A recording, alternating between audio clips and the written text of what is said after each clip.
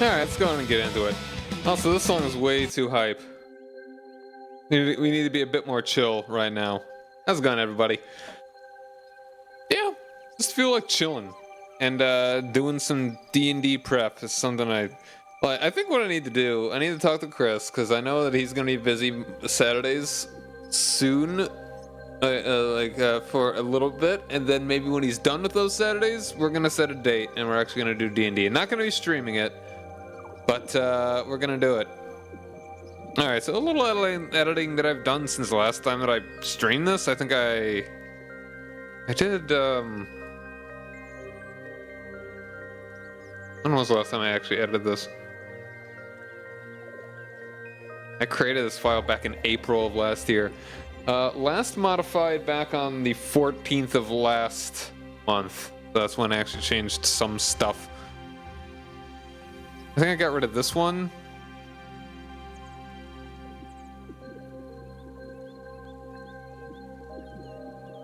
I think I got rid of a number of things. Yeah, I still need to think of a name for that. Astral Elf Empire, that is important. I should really make like a list of points, things that I need to actually do. And I actually already have one. Just like small things. I'm just gonna make a list here.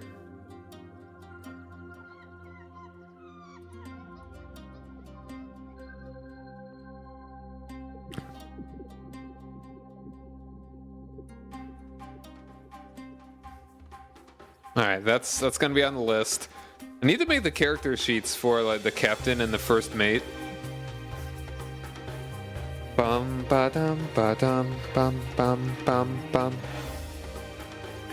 Like 2 NPCs that are gonna be very important. I'm guessing no one in my party would actually want to or be capable of being the captain. You could always try. You can always try. But I will not expect any of them to be the captain of my Spelljammer at the beginning. So I've got a couple characters in mind.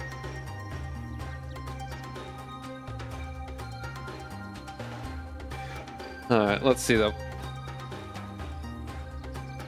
Alright, this I'm changing that name, at least for now. And also, since this time, Dirt has wisely changed her name to Sin, which is, you know, kind of edgy in English, but in Spanish, it's just like without, you know? Lacking. Kind of edgy in its own way. Alright, one thing that I know that I want to do. So I was actually looking at the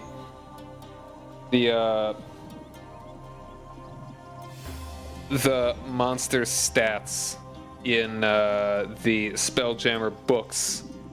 There are 2 desert dwellers that I want to absolutely have in this.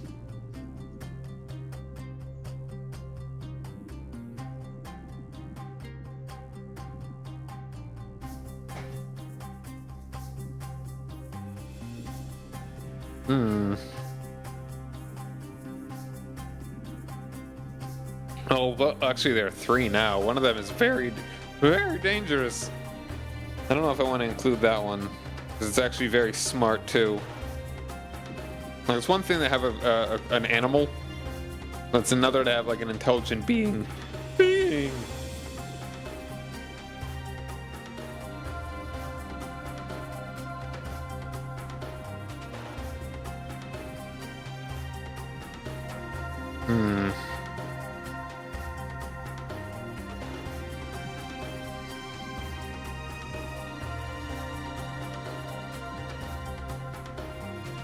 Well, now I've got an idea. What if, like, it's the thing that I'm thinking about here is a Brexit.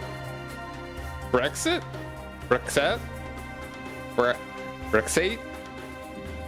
It's like a giant humanoid rhinoceros. Lives in deserts. Psychic powers. Acid breath. Big club.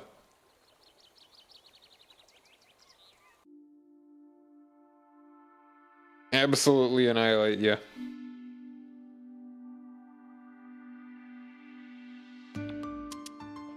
Oh, also, I forgot. Got the... Why are you not up here? There it is. Also, the last one that we did was this one. The one we skipped was this one. Sick of people that may want to watch this. I don't want anyone thinking that I've stole no music from nowhere. I'm starting to have an idea of what I would want to do with Brexit. You know, in all honesty, I'm actually going to be making the captain of the ship really strong. So but he's not going to be on most missions. He's not going to be on most away missions. I mean, it's going to be good. Like, I'm going to use him, I think, will be best. Now, I feel like there's so many ways that the ship could be utterly annihilated and just the entire campaign could be destroyed kind of easily. It's kind of like, you know, in a normal D&D campaign, you've got all your boats, like everyone's kind of their own dude, yeah? And you lose and you die, the rest of your party might not. But the thing is, like, you got all your eggs in one basket if every single character is in a ship. So if the ship gets destroyed, everyone's dead. So maybe I will try and minimize the possibility of that with my cool captain that I still need to think of a name for.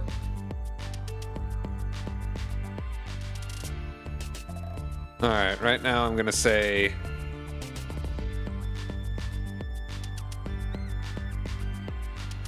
Braxet, the possible incident. I got an idea that maybe it could be the god, quote unquote, of some Thrycreen.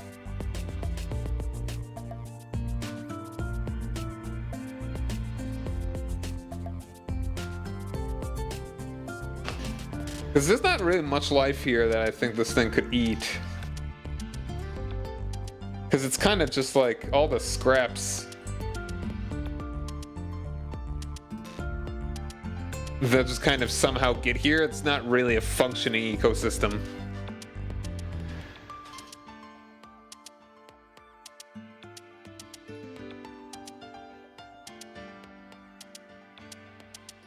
Alright, here's another one that definitely want to have here. A Gadge. Hideous hunters that prey on other intelligent life forms. They crawl on 6 insectile legs and attack with their mandibles.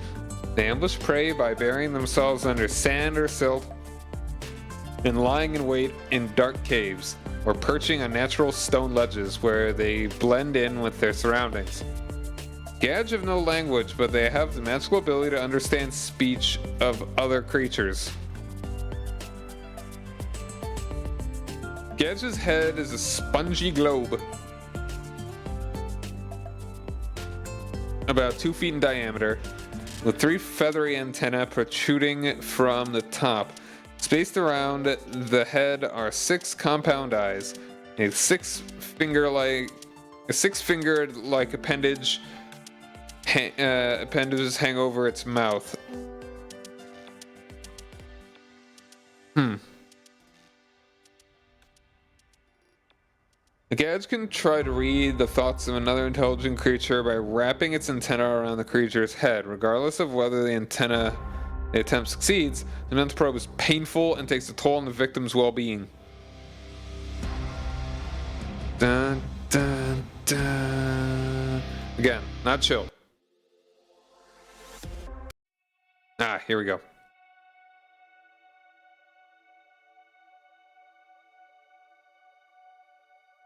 So we're gonna put Gadge up there. That's something that we should absolutely have. We want to have things to hammer home that this place is weird. This is a space world, which is like kind of redundant. We want to include things that are like, man, this isn't your normal D&D campaign. Theirs is aliens.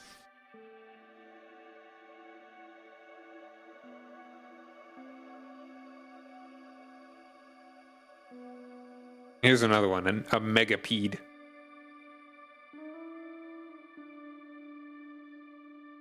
which you can kind of guess what it is by the name.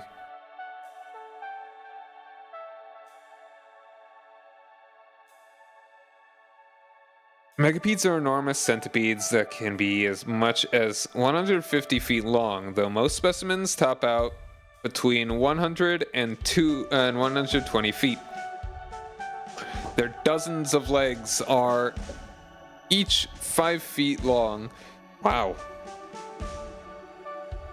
And tipped with flexible claws. And they have fur-covered carapaces. A megapede that lives in sandy environments often buries itself in the sand and awaits for prey to wander nearby. But megapedes also nest in cavernous underground chambers. A megapede's bite is poisonous. In addition, the creature has magical abilities that make it a superior predator. It can exude an invisible aura of life-draining energy, or it can fix its gaze on one creature and implant a psychic bomb in that creature's mind. What? After a megapede lays eggs, it attaches the eggs to its body and uses sticky saliva and carries them on its back until the eggs hatch. Newly hatched megapedes grow to full size within weeks of consuming as much as they can, possibly including one another if food is scarce. Psychic Bomb.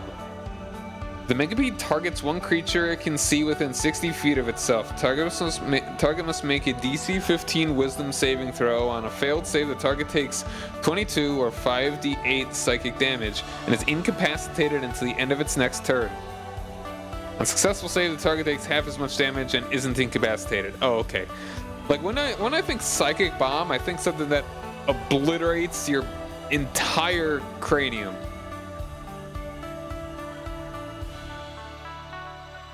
No, it just makes your head hurt real bad. Bum bum bum.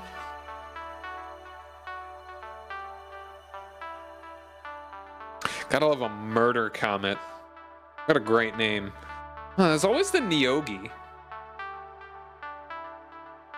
Kind of like the orcs of Spelljammer.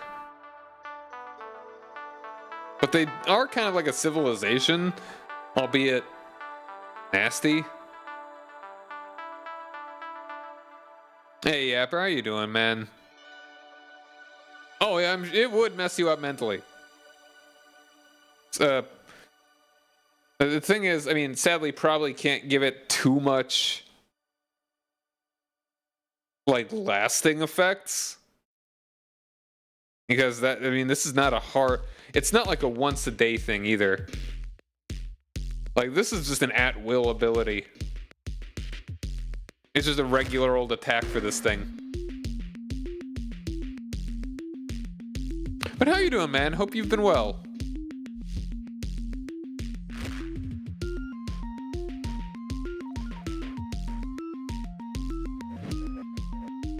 So yeah, we got the Gadge, the Megapede, and and Brexit. Alright, anything else in here that I'd like to throw in here? I mean, Neogi are definitely a possibility. And these are, like, if anything, if there are any incidents, I think that I want to make the Gadge and the Megapede some of the first ones that would happen. But these are this is a level 3 party. So the Megapede is absolutely not something they're going to quite take. Although, they will have some help. Well, yeah, nice. The new Kingdom Come. I haven't played the first one. I've heard a lot of talk about the new one. It looks like there are positive things about it. Like, it seems good.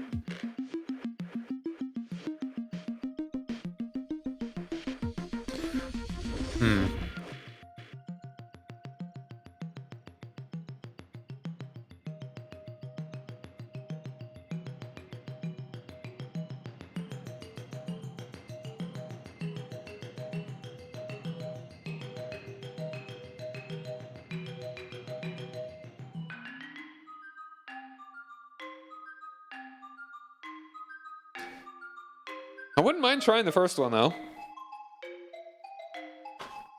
Good old plasmoids.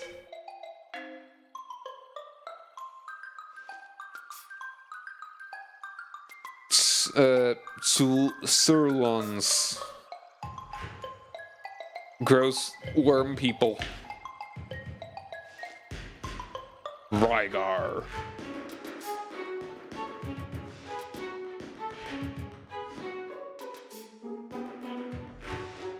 Squid things. The party right now is...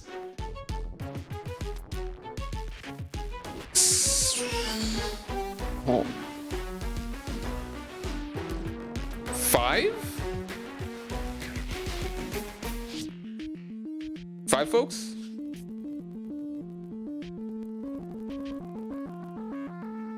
Solar dragons.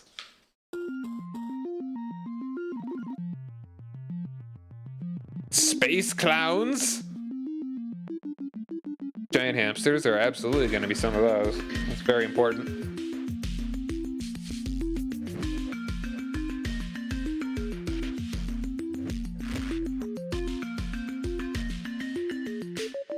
Okay, hold on. Saran are lizard folk who have adapted to life in arid climates and in wild space. These are the lizard folk stat block. Very cool. Alright, so they're not very strong. They could be like normal sorts of guys.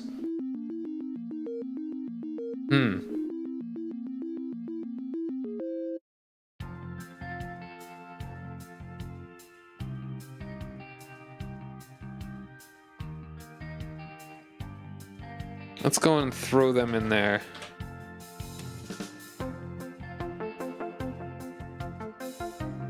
How's that spelled? Saran, Saran.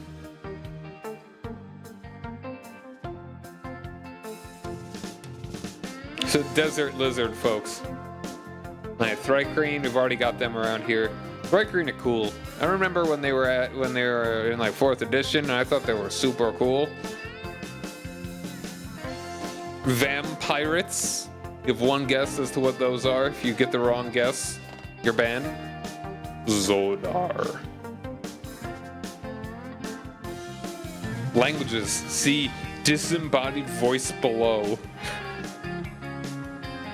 Okay, up to 3 times in its life, Zodar can cause a message of up to 25 words to issue from the air around it. It speaks only when it has something profoundly important to say, and its message can be understood by any creature that has an intelligence score of 2 or higher. Huh.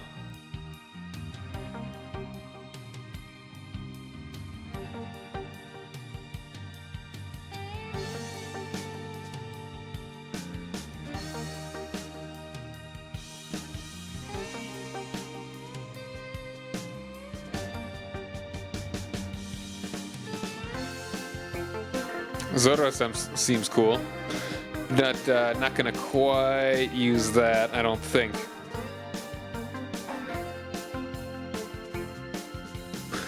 Alright, so yeah, these are possible incidents. But I think the most important thing is that we kind of get the basics down. The possible incidents are good, but then we should... I think what I want to do would be...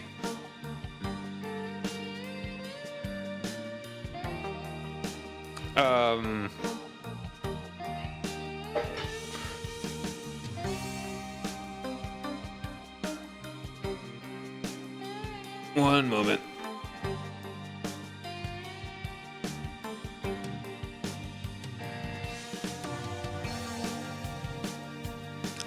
So yeah, I think maybe I should make I may want to make the illusion of a possible incident and make the first one inevitable if they do end up getting an incident. I should make some sort of possibility that they could get an event or not get an event based on probably like some survival check or whatever.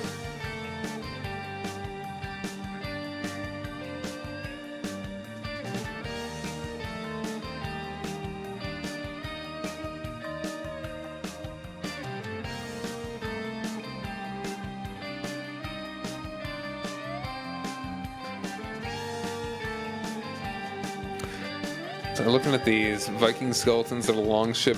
I like this.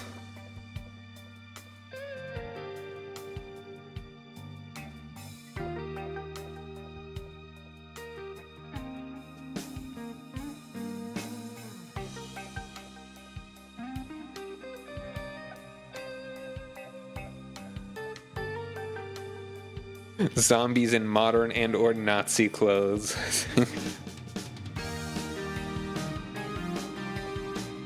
That's funny to me. That's a fun idea.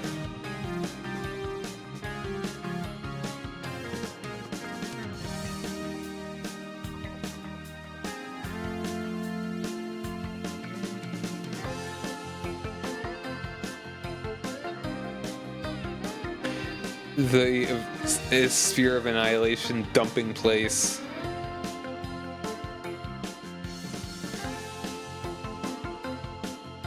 Different hostile authority trials. That's pretty vanilla.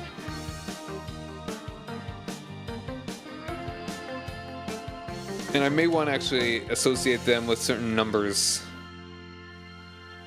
Like this one would absolutely be like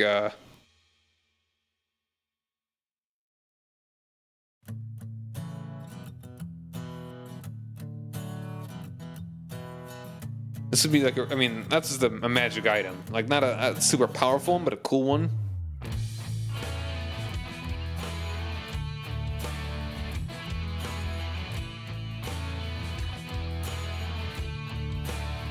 Alright.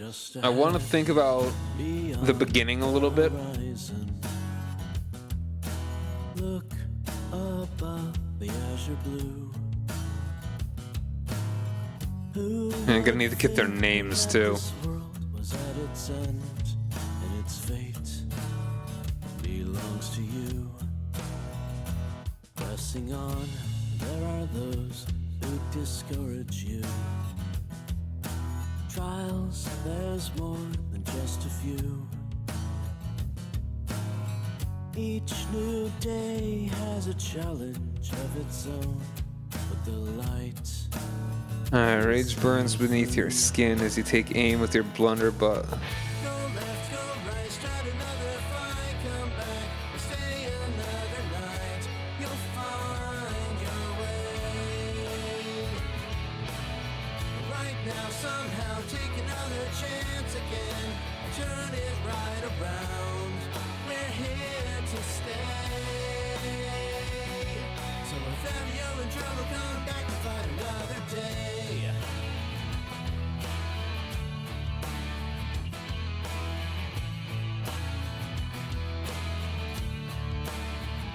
With the means to overcome what's in front of you,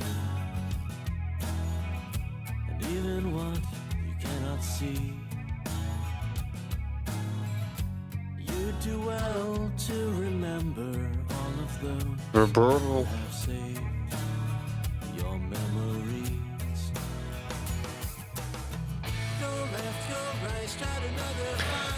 The verbal slight levied against you burns beneath your skin as you take aim with your blunderbuss. Your vision is blurry, and you feel the tension in the trigger. Everything feels silent for a moment before its hammer strikes and everything is deafening. Okay, I do think that's good. An enigmatic elf appears and offers you freedom. I feel like I want to get a bit more detail to this. Sin, as you gaze at the setting sun, the horizon splitting it between sky and its shimmering reflection in the sea. Desert sands behind you.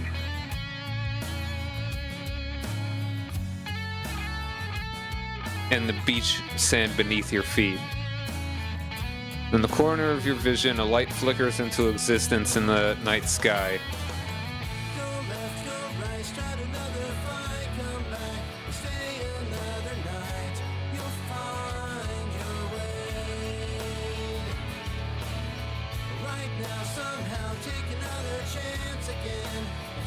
Looking like a shooting star, but not. but it's growing closer. Ooh, probably a better idea is to have it like fly over her. Okay, no, I should really think about like the distance.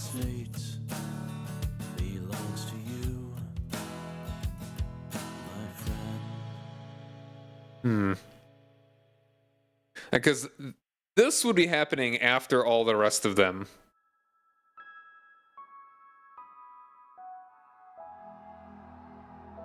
What song is this? Fire Emblem.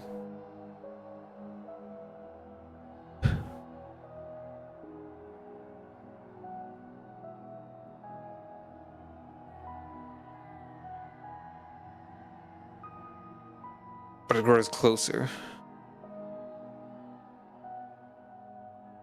Because both of these things...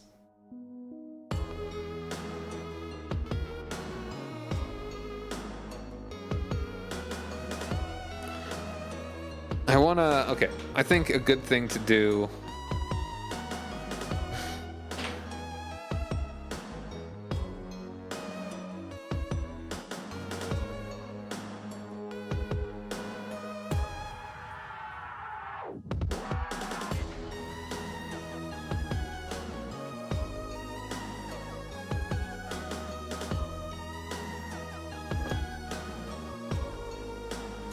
what's his...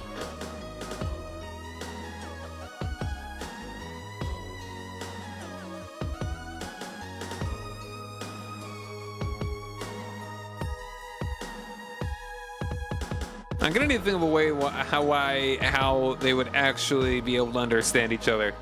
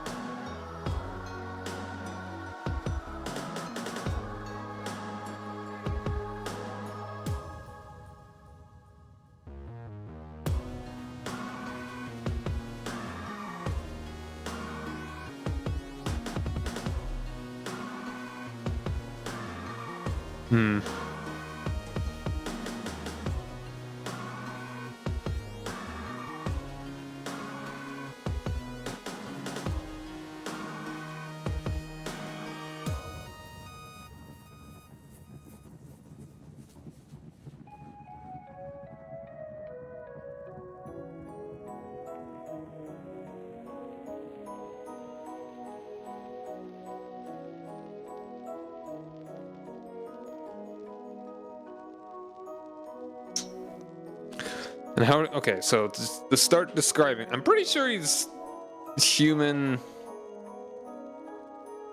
druid.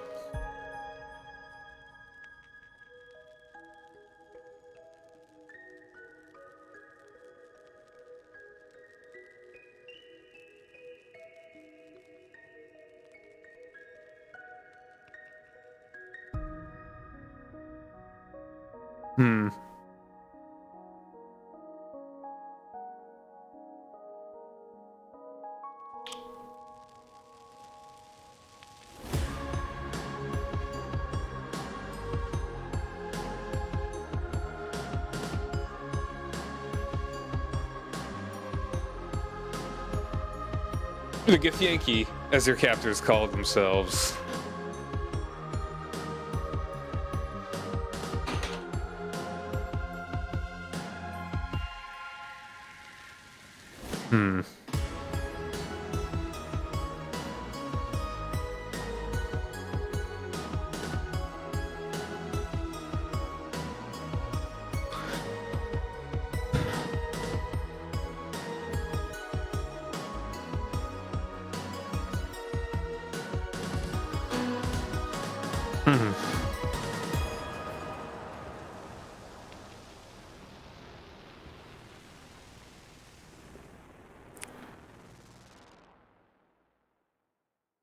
Fed you.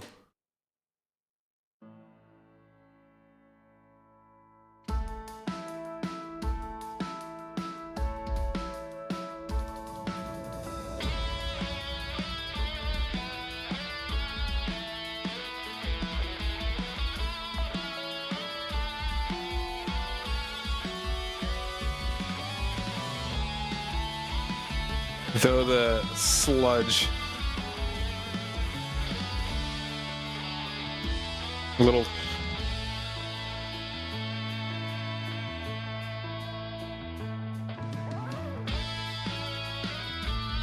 the sludge you've ingested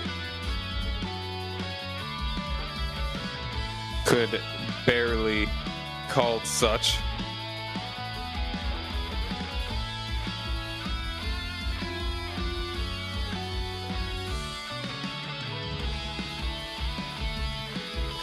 The only other person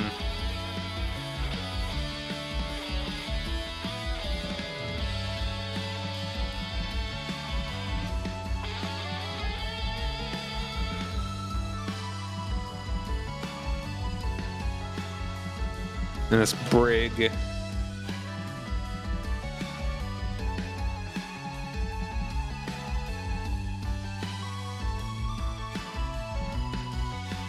held in this brig.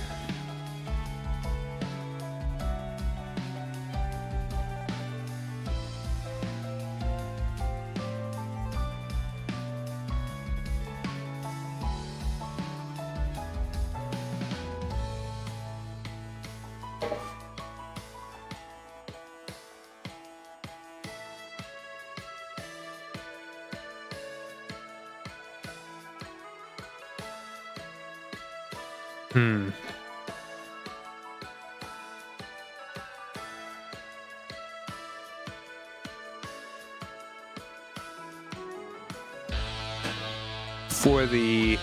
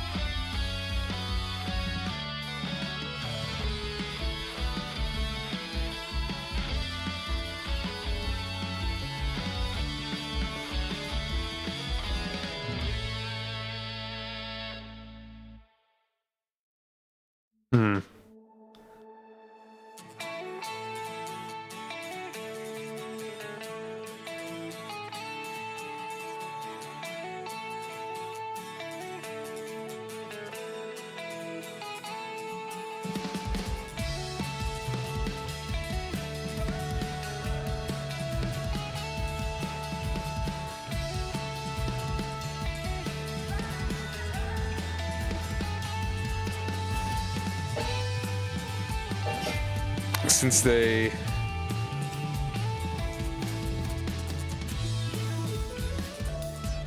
for the past week since they let this man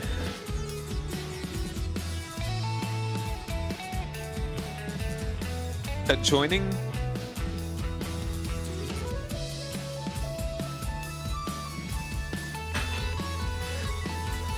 for the past week since they led this man into your adjoining cage,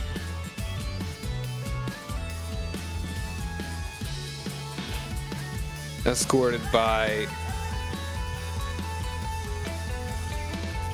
a dozen armed knights.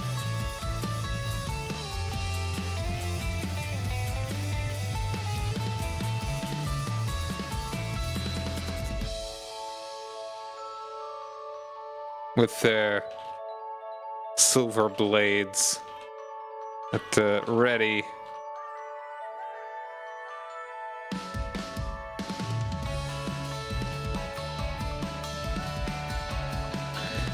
He has remained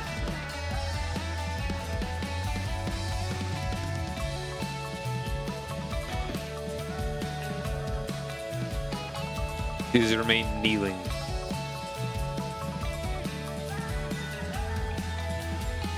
His arms are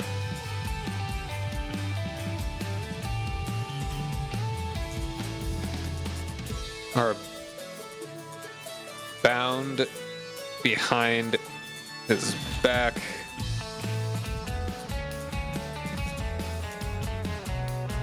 What song even is this? What is this from? Nights and Dreams, okay.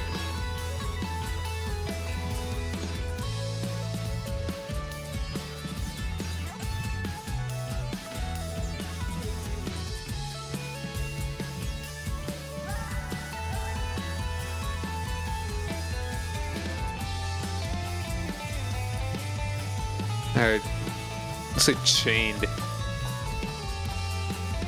Chained behind his back.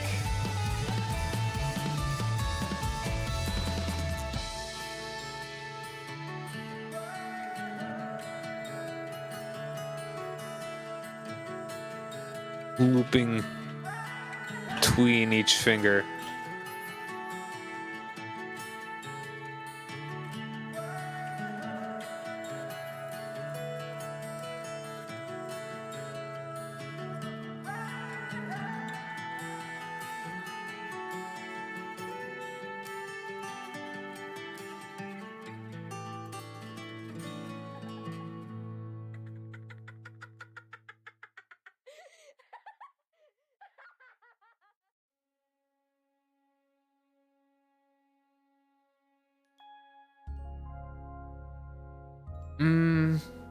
Gonna skip this one.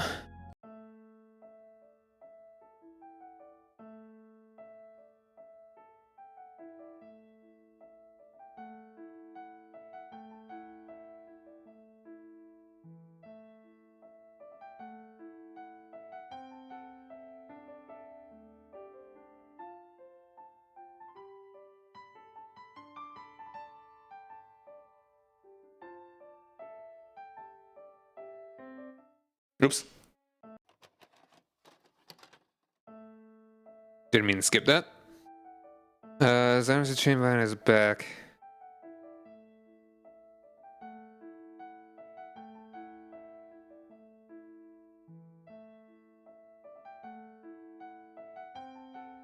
Let's actually have that one.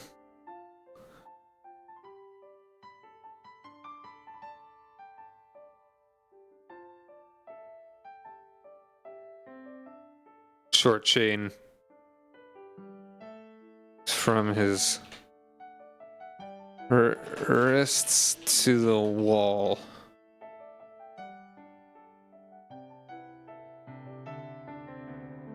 The cell bars.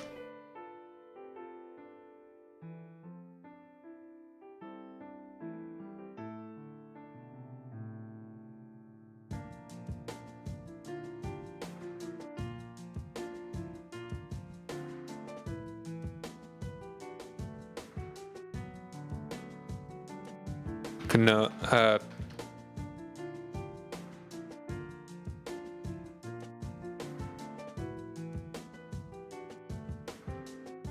take only small steps. Cannot run. His head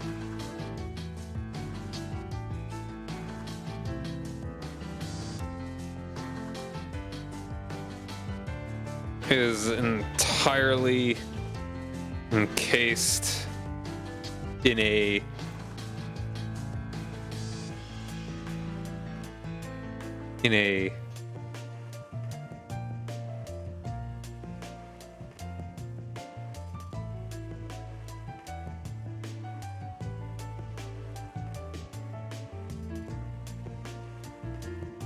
a dull iron mask.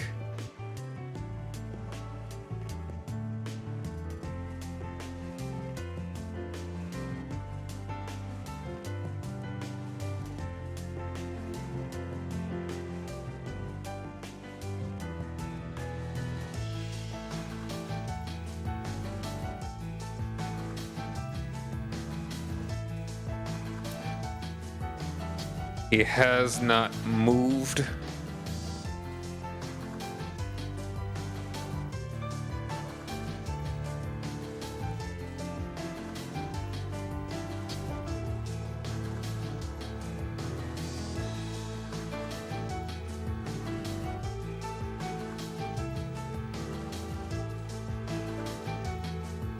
No attempt to communicate with him has succeeded. He has been utterly still.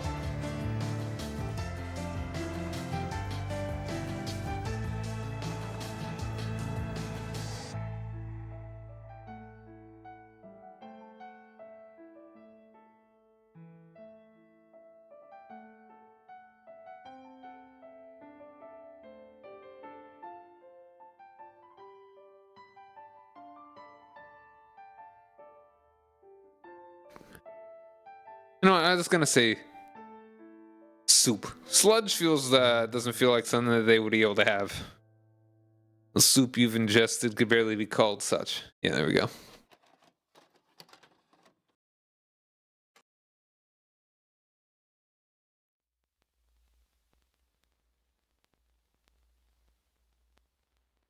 Alright, then we've got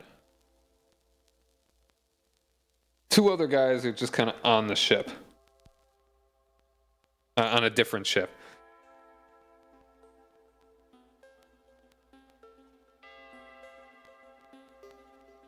I think it's actually fine to kind of do this in sort of like backwards.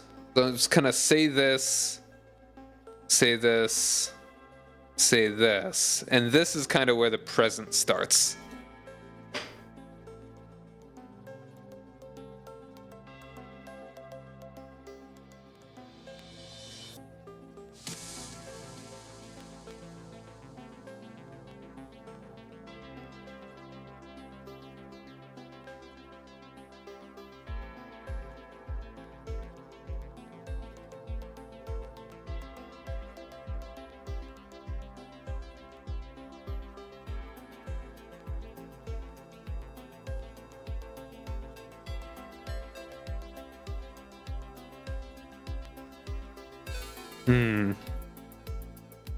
He's been utterly still.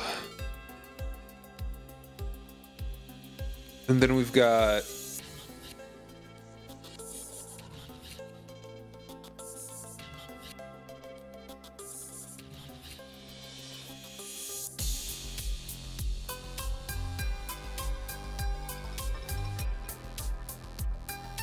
I honestly don't even remember exactly what the class of the last two characters are.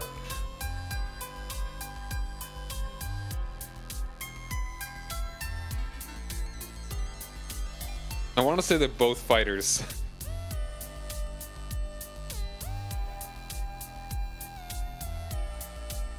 Yeah, it's been more than a year since one of the characters was made. Maybe not much less for the other.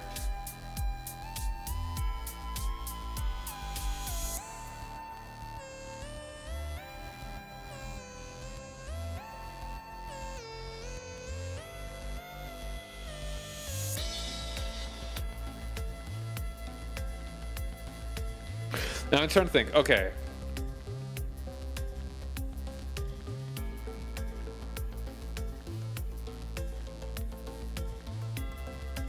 So it's like they're doing a trade.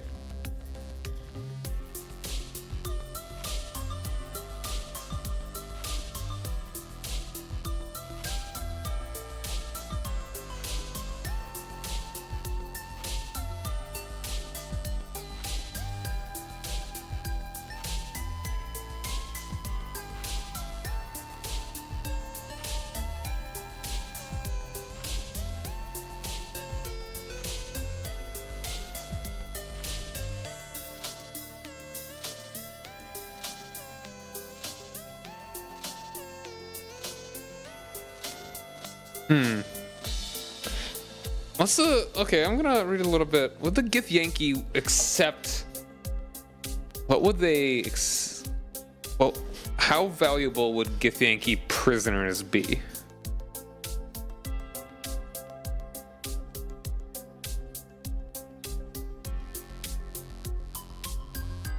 Githyanki descend from an ancient people who were also the progenitors of the Githzerai.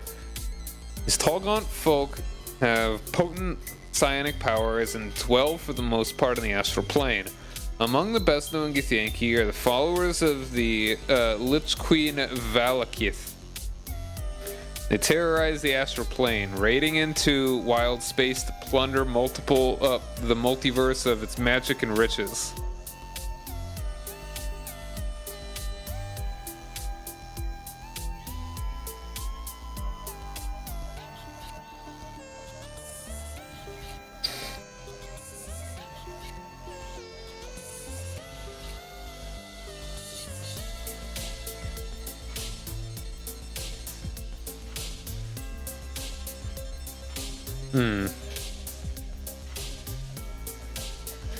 So right now, I think I will say I may want to look up more stuff about the Githyanki.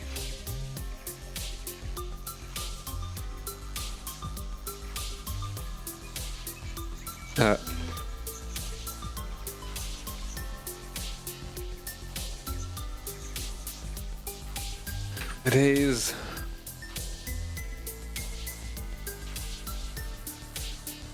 we're together.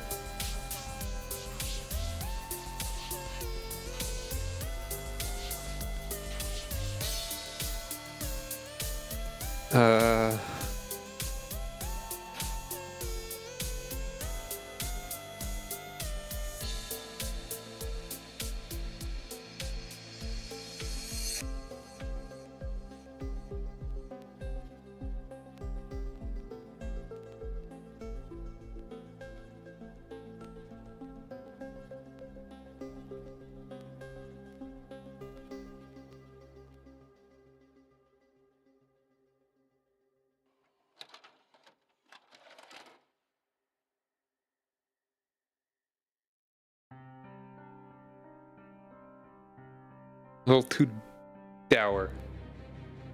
Sure, perfect. Nautical. Or Spelljammer.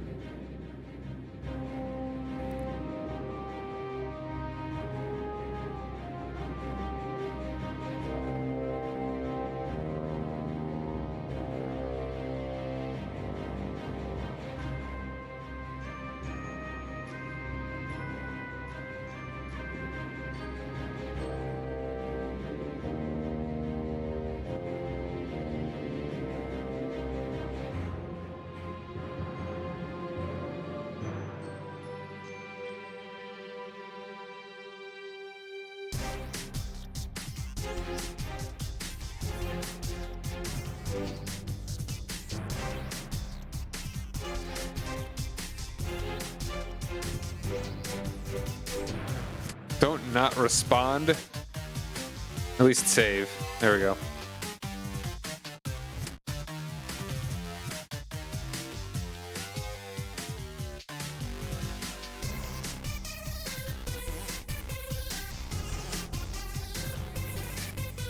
You know, maybe we actually do want to make it. Let's make it single spaced.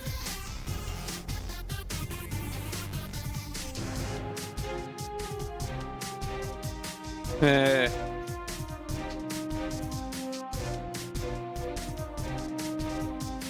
it 1.5 space. And that's what it was before, but it was looking like there was some sort of like difference between some of it. All right.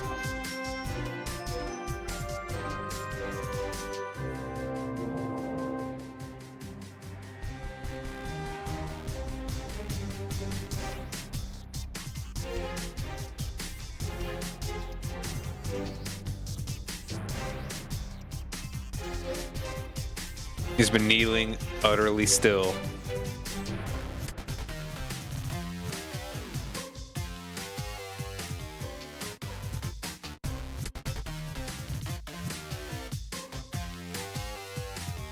All right, here, let's say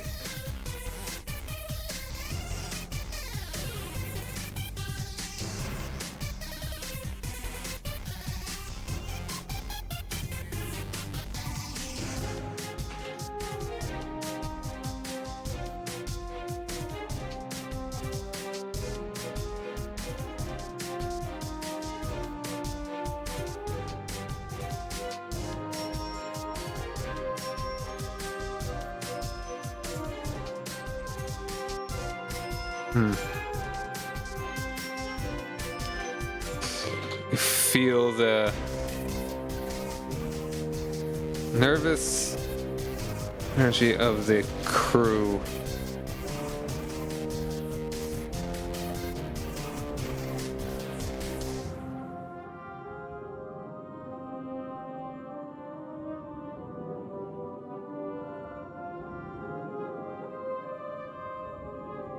Crew.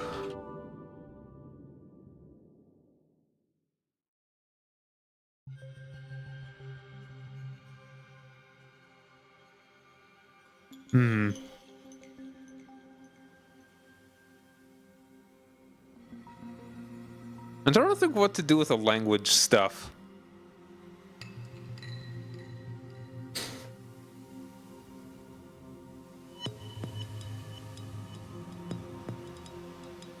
I feel like everyone but this guy would actually know the main language.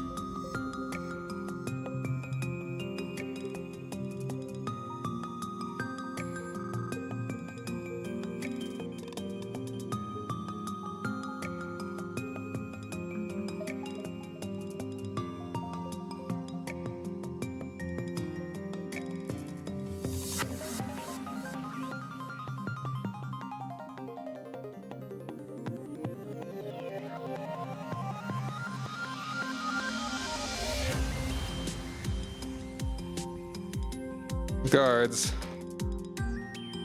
Not only relaxed. Grown. I wonder if this is too wordy. Let's kind of get to the point. I don't know. I mean, this is kind of the whole setup. The guards, normally relaxed, have grown.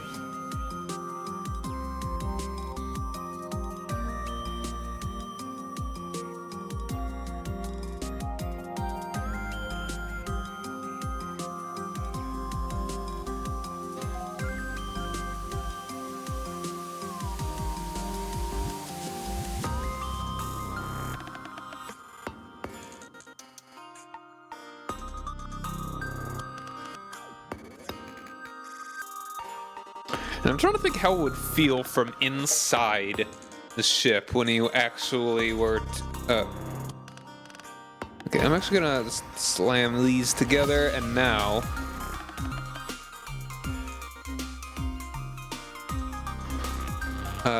we'll just say...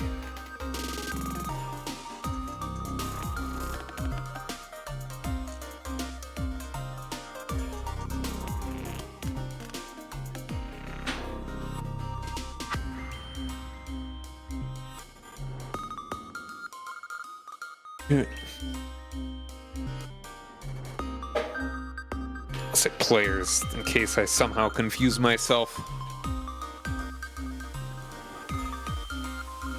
Imperial Sailor players.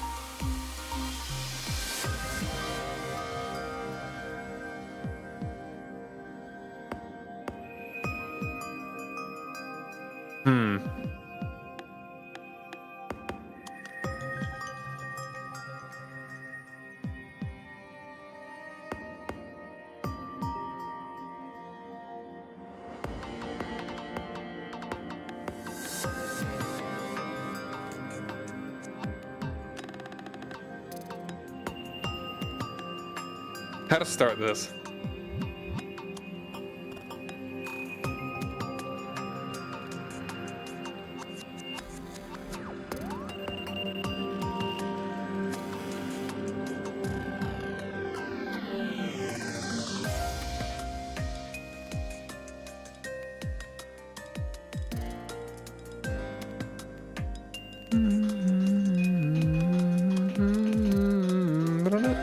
The song just makes me think of Big Blue from F-Zero.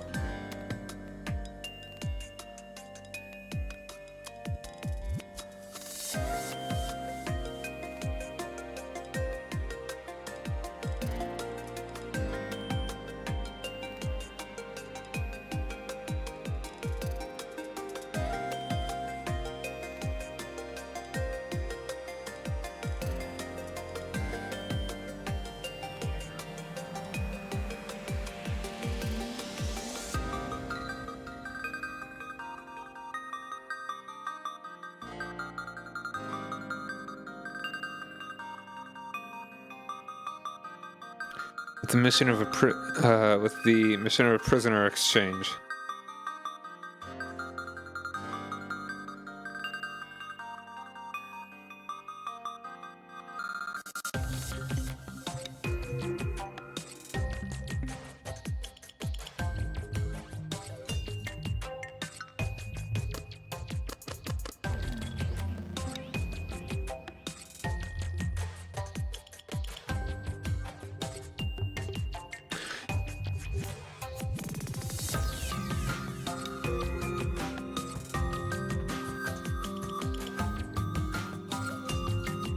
Two dozen? Is that...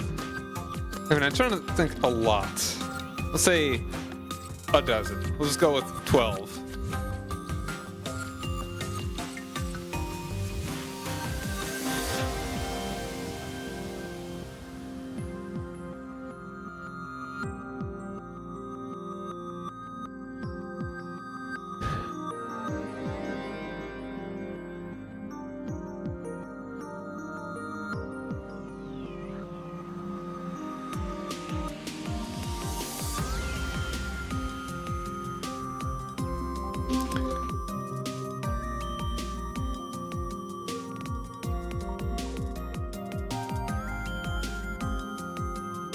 Returning a dozen.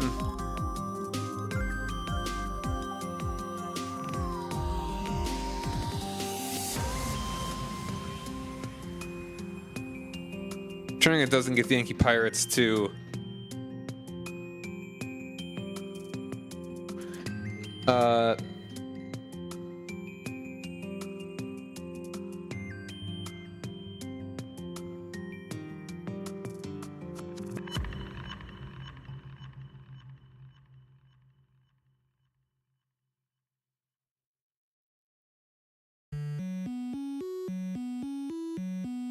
freeing a dozen Githyanki pirates to... I'm trying to think of... Like, what was that? Like, what would be the verb of pirate besides pirate? What do pirates do? Swashbuckle? Corsair?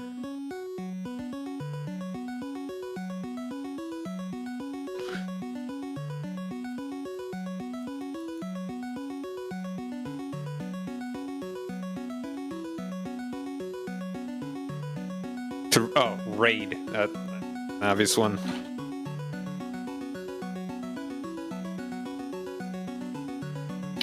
To raid.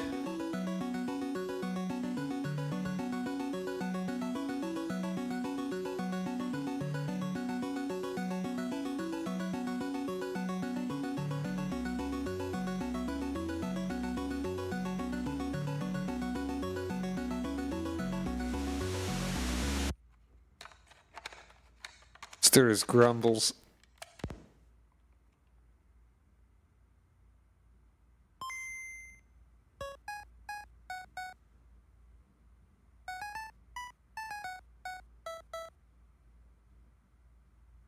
Stirs up grumblings in the crew.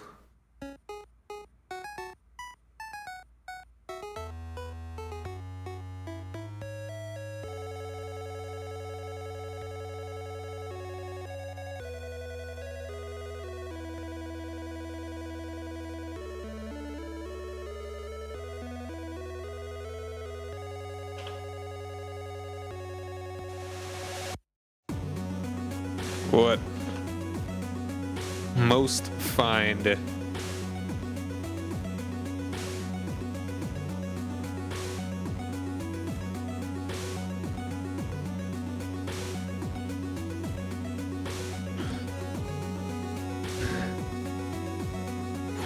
what most find disquieting.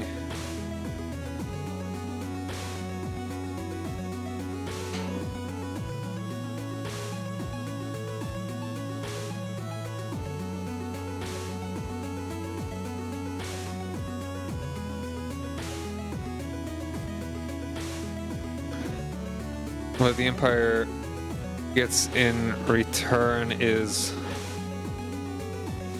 been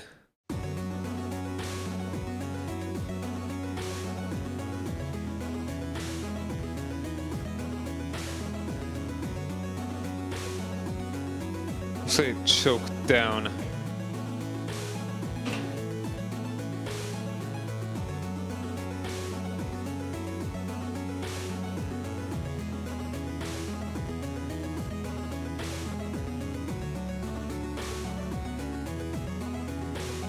Choked down. Well, not choked down. Let's say,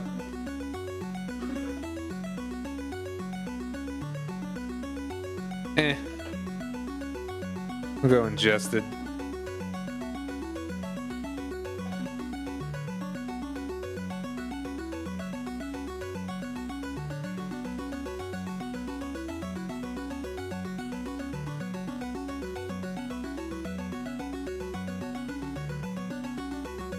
Dozen seasoned Githyanki pirates.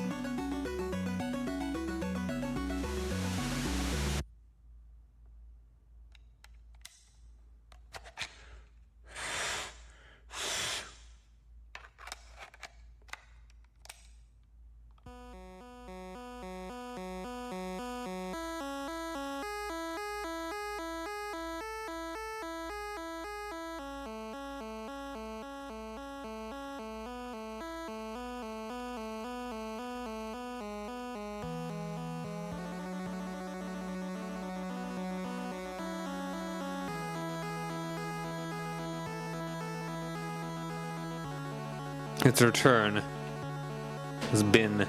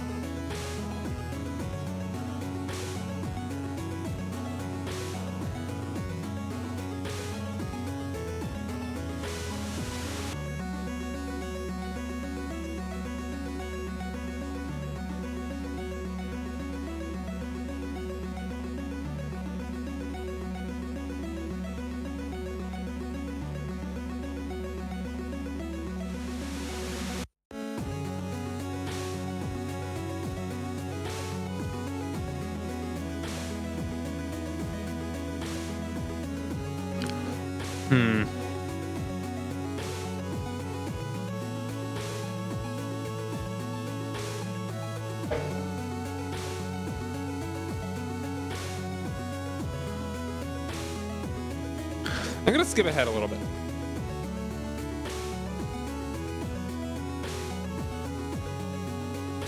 Let's get a little dialogue here.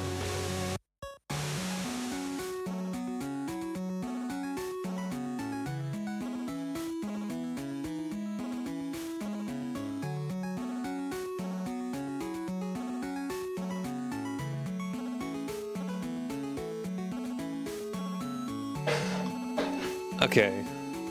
So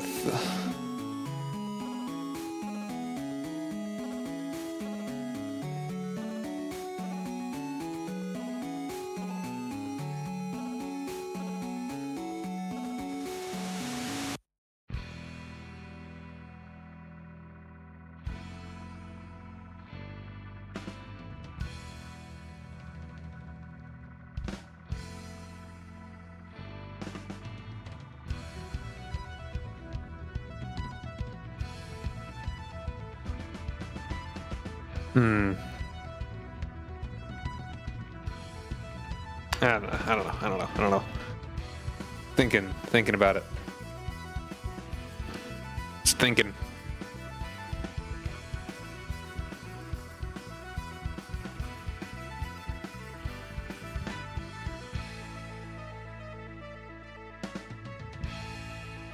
Today's the day you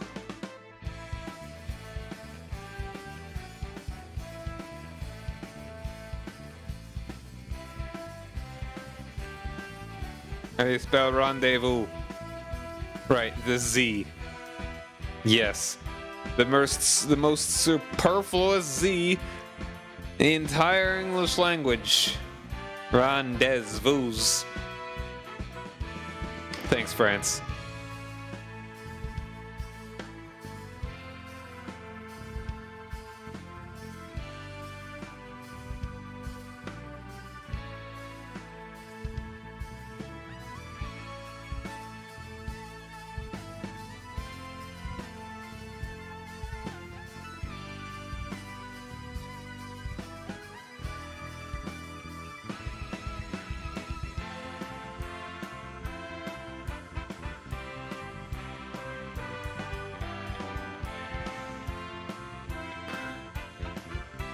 And a not vessel.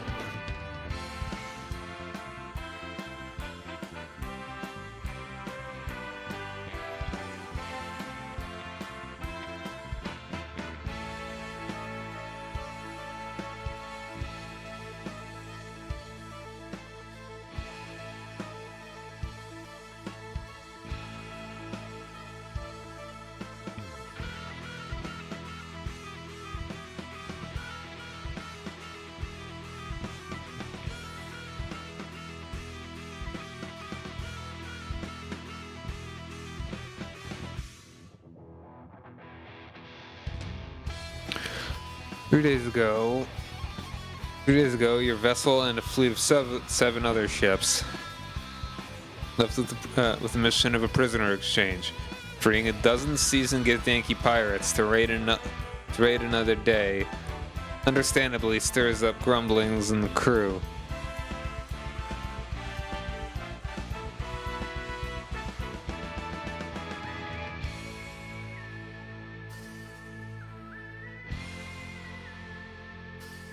Visited the rendezvous.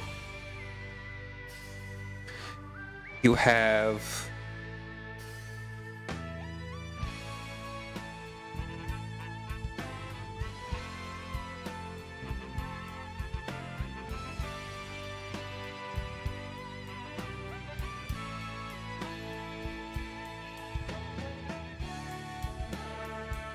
just gonna leave that as is for the moment.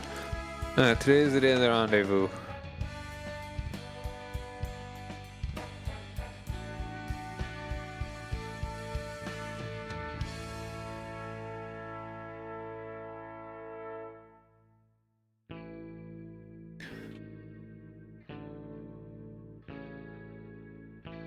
As the Githyanki galleons come into sight,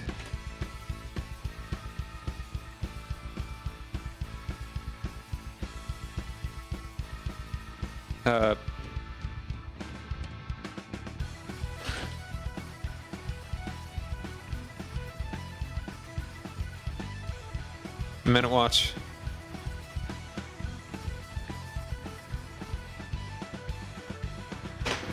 As the Githyanki galleons come into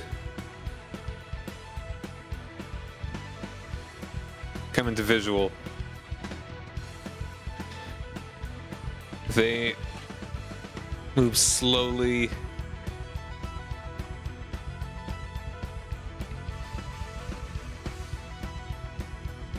towards you.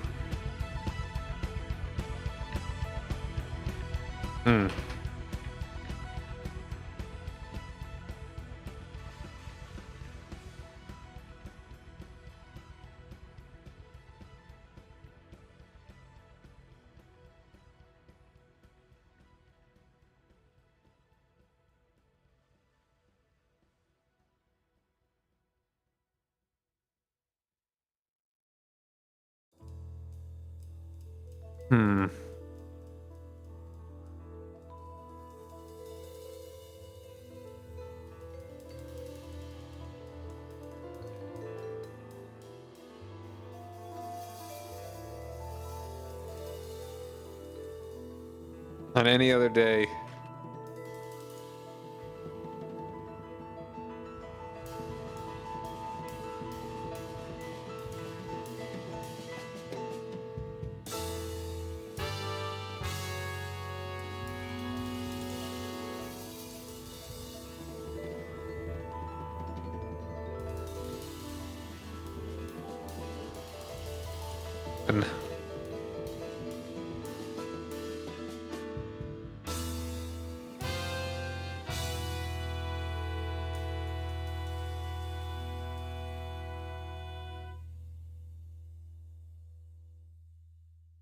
The I need to describe what the Githyanki are, because most of the folks won't even know.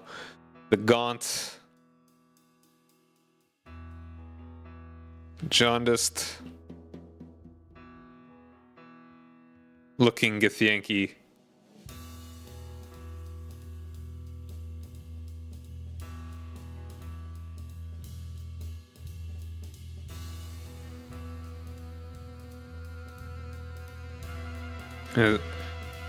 Let's see what captors have called themselves.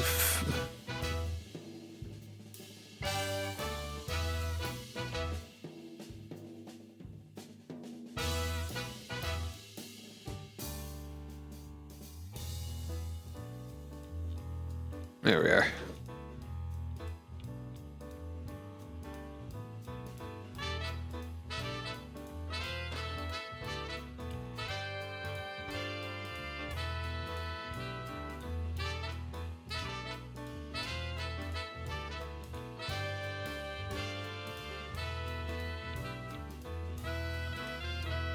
But now it's time to parlay.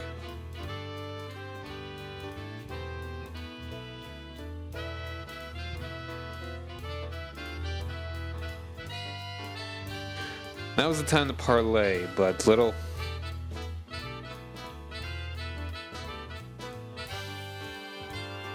So only the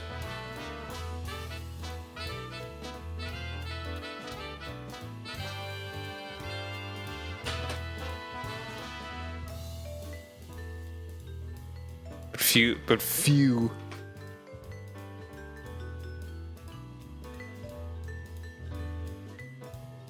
But few expect such.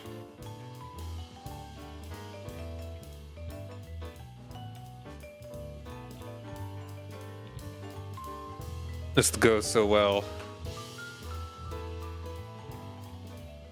But few expect this day to go so well.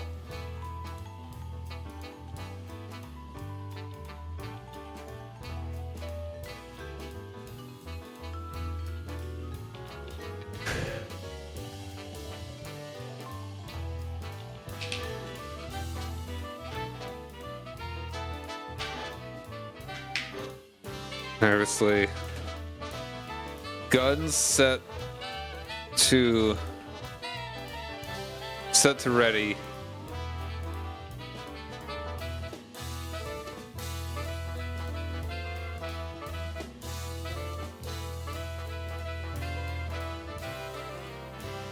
Both crews guns set to ready in a mutual paranoia.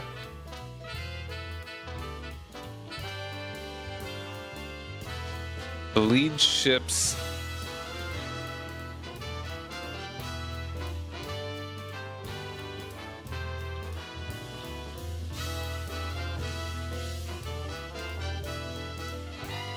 the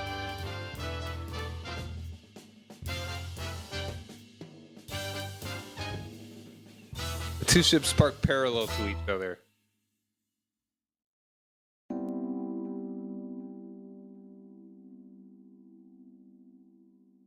I kind of want to do a little bit more embellishment here, but maybe I'm being a bit too verbose.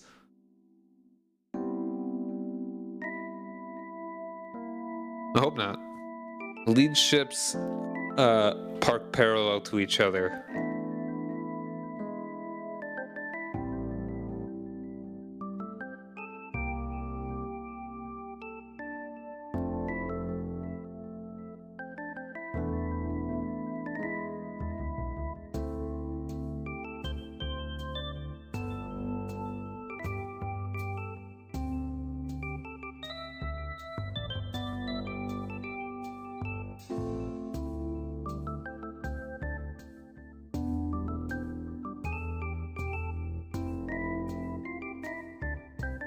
And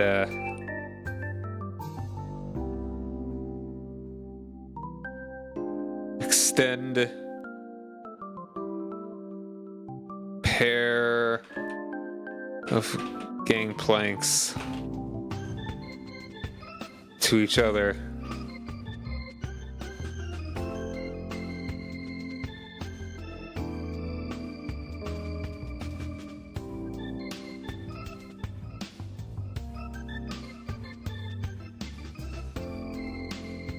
Oop, hold on.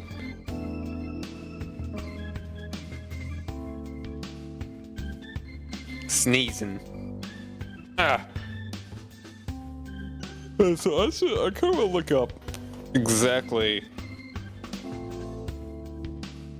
Oh, I want to look up the boats. The butterfly-looking guys that the Astro Elves use.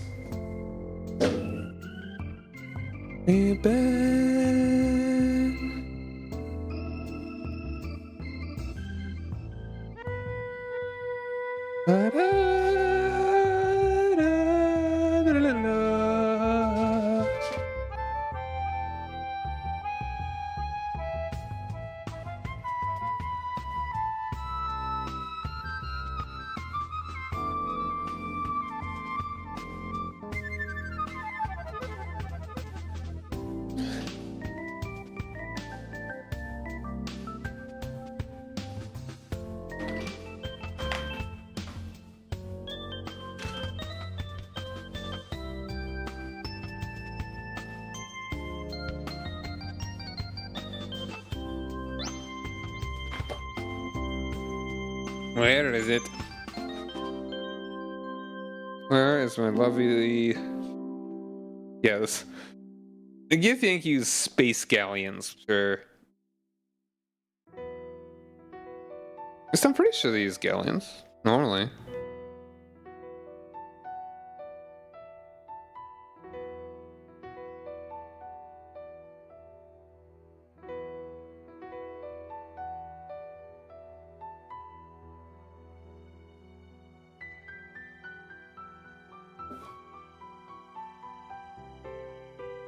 Star moths, yes.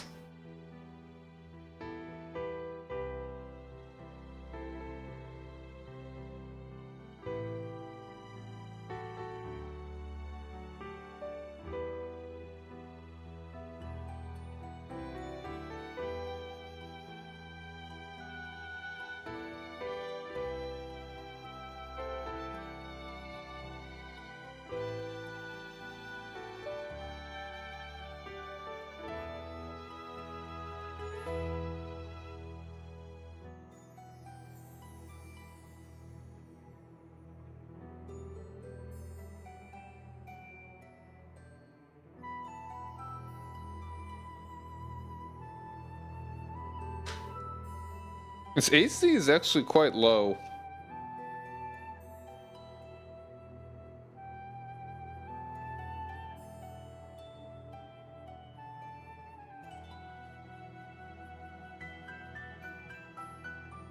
What's its advantage?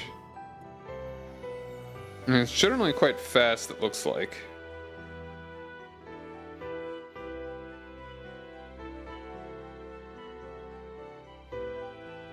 Like the vanilla Star Moth. I'm probably gonna make larger ones. Like this one's only like a 13 crew ship.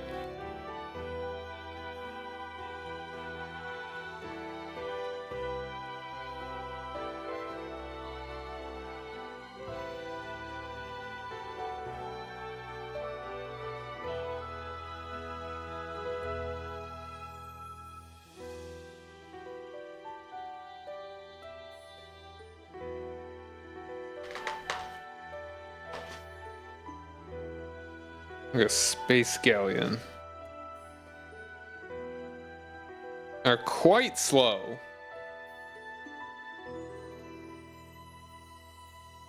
Two ballistae and a mangonel. Same with the Star Moth.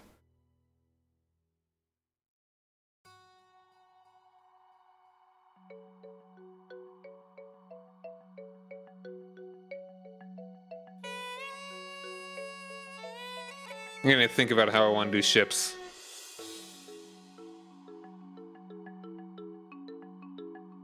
Hold on 1 second.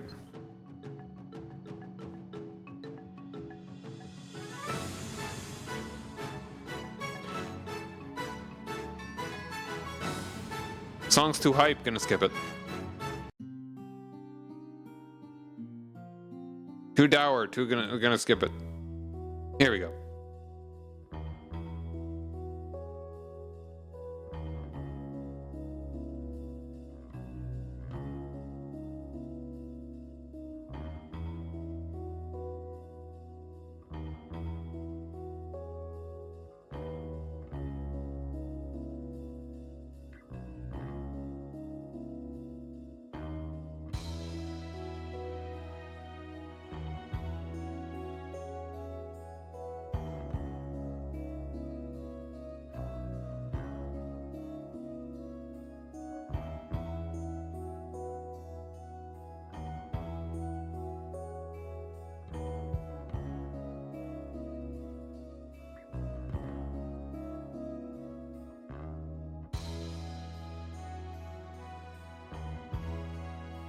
Actually, I'm gonna pee.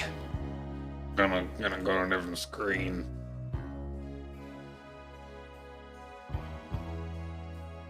Yeah. Pee time.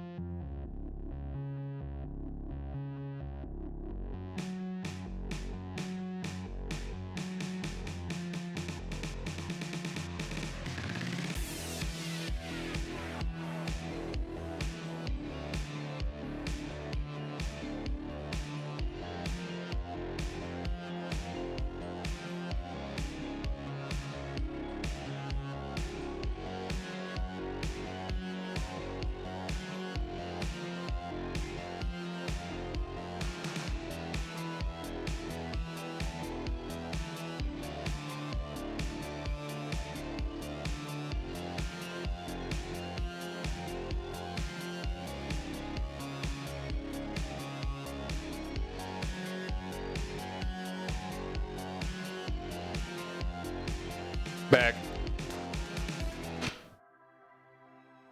Ooh, the Night in the Woods one. I'm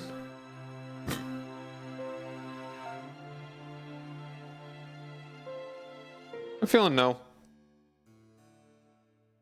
Nah. Too hype. Sure.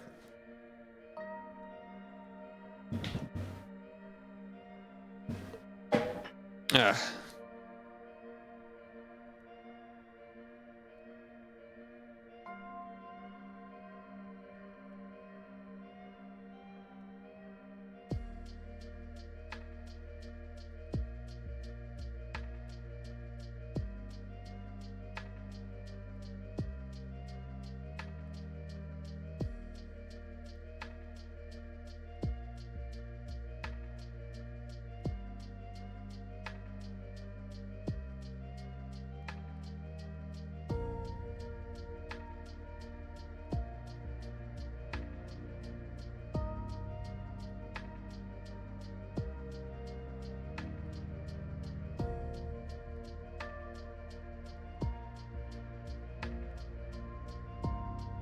I feel like I want to have a little bit more play.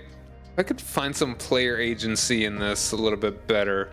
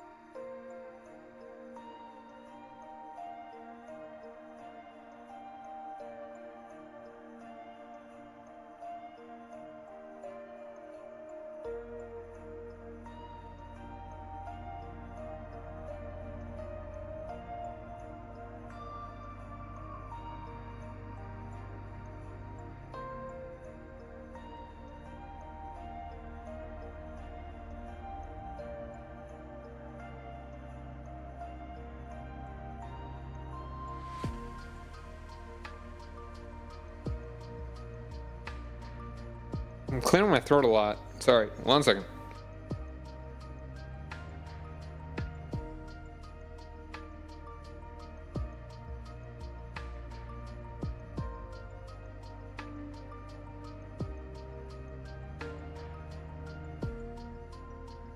All right.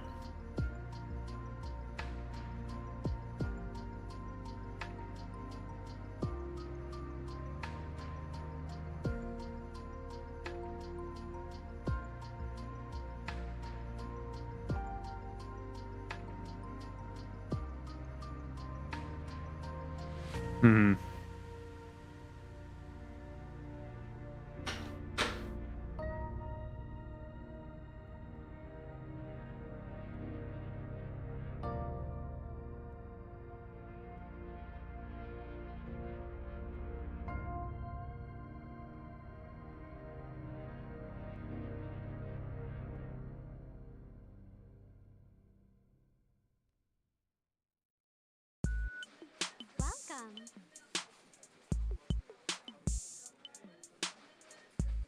Skip this one? I want to skip this one.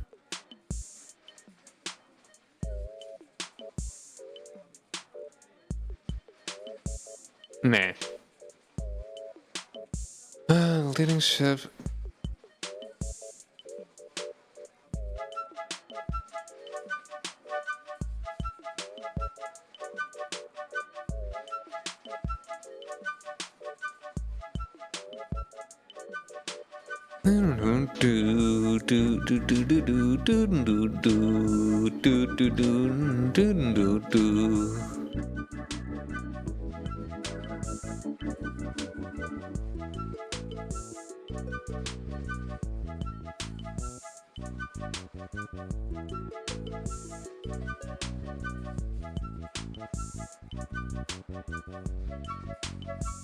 Hmm.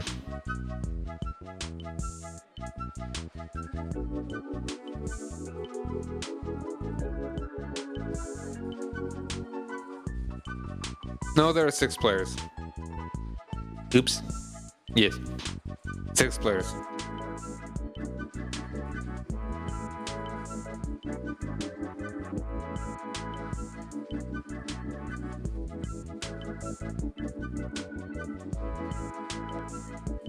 Hmm.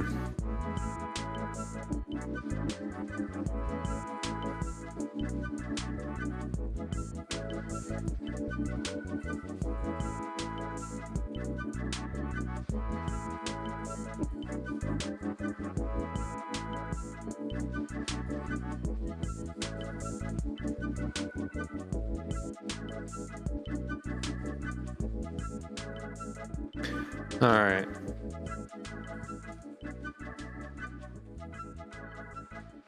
Have a nice day.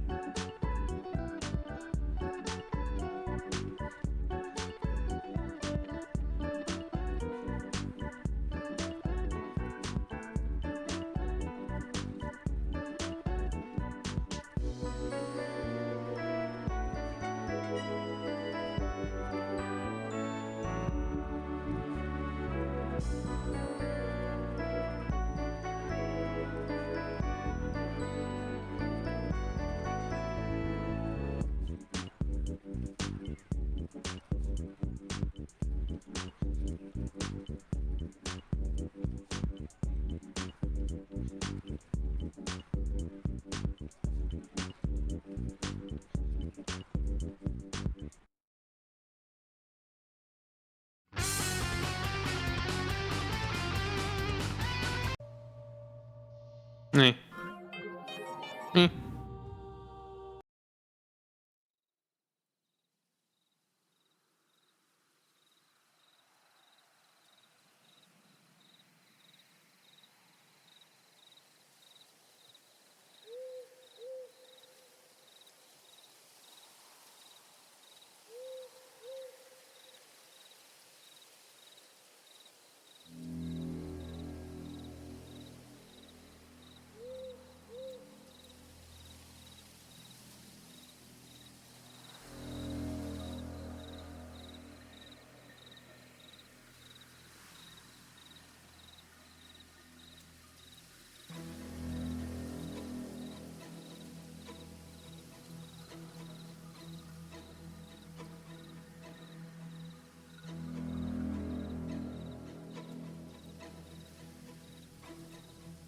Lee, the chain Gith Yankee are led up to the main deck.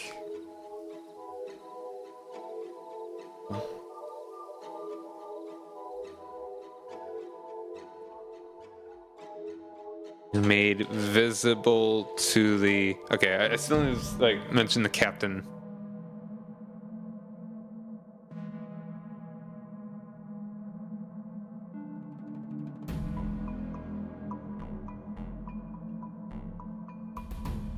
Gith Yankee captain. Oop.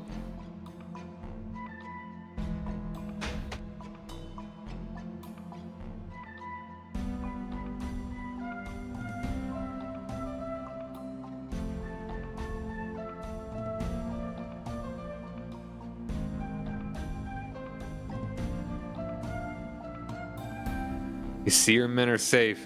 See your men are safe. Now give me what we want.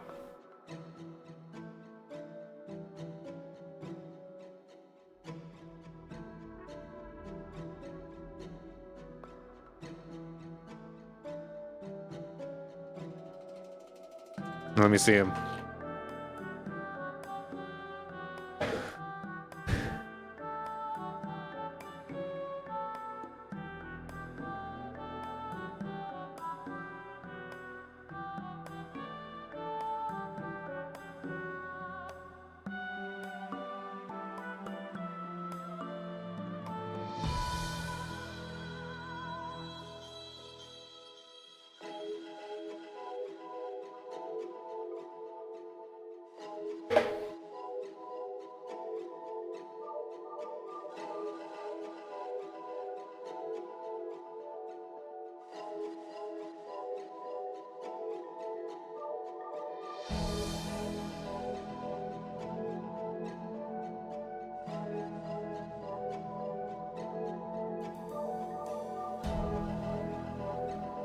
I should give him a name, rather than just your captain.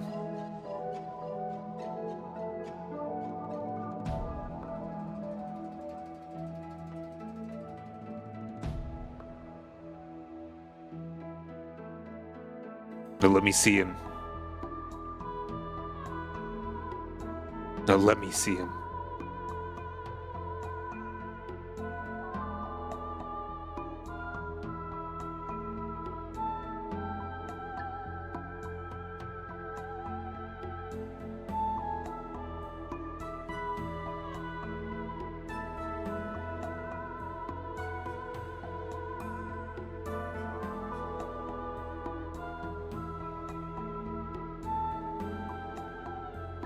With the raising of his hand,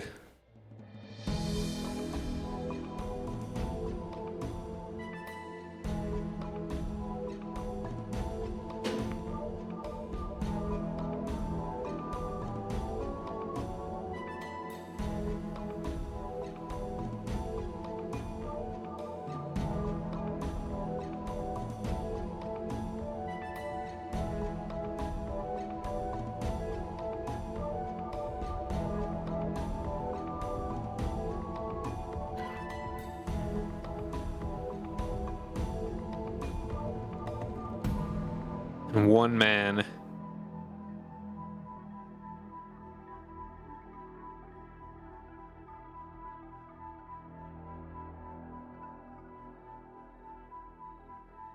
in an iron mask.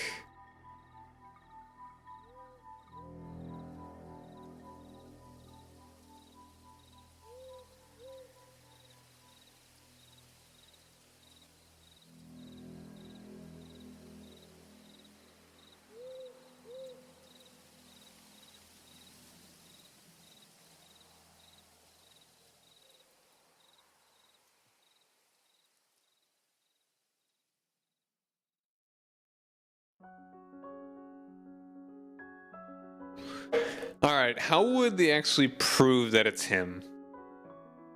Because there's a lot of trickery they could play here.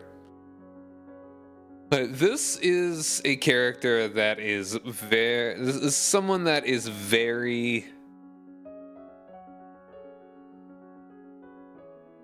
extremely wanted. And there are very many ways that they could try and bamboozle them. There needs to be something, like even a physical appearance probably wouldn't be enough.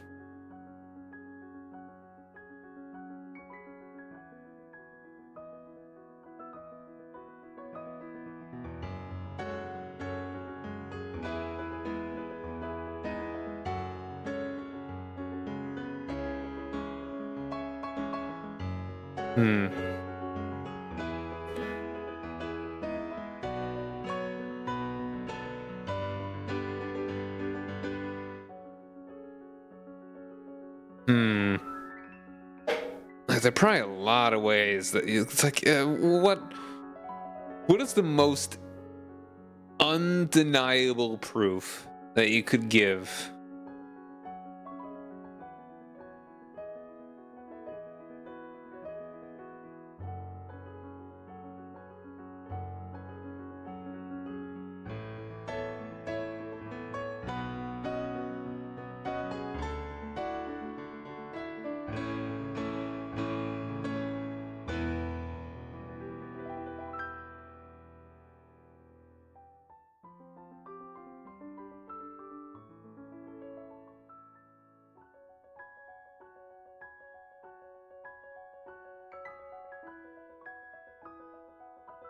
Hmm.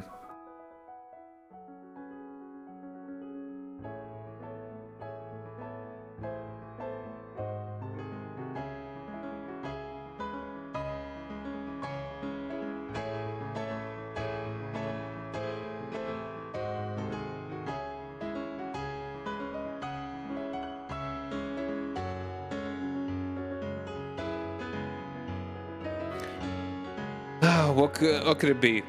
I need to think of something that's very distinctive about him.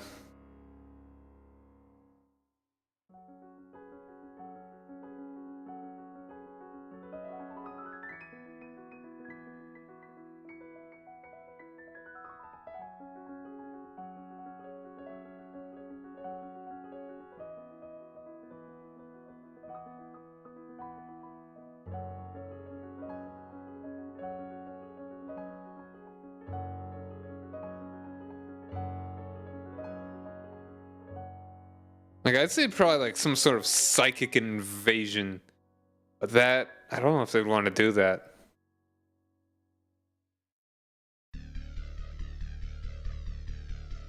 What song is this?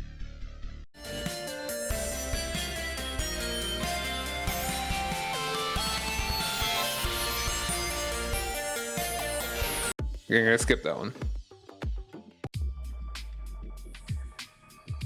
Hmm.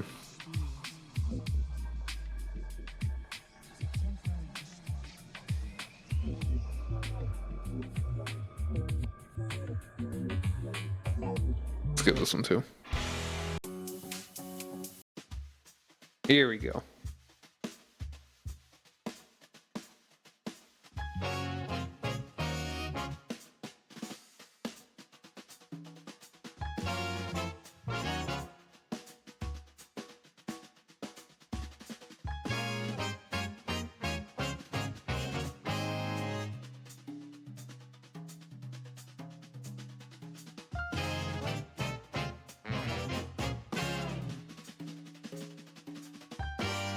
Hmm.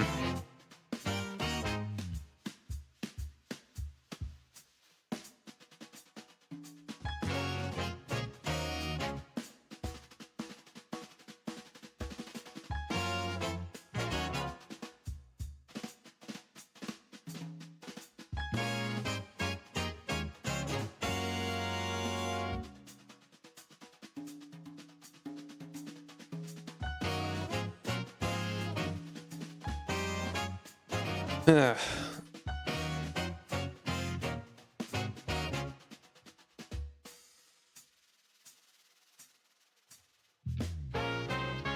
Ba-da-da-da, da-da-da-da, da-da-da-da-da.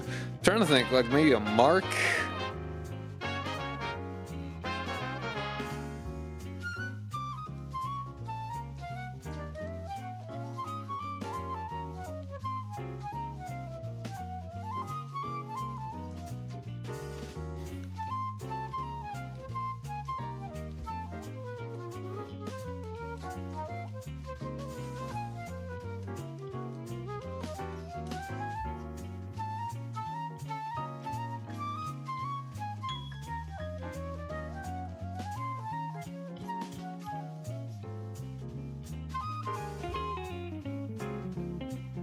Hmm.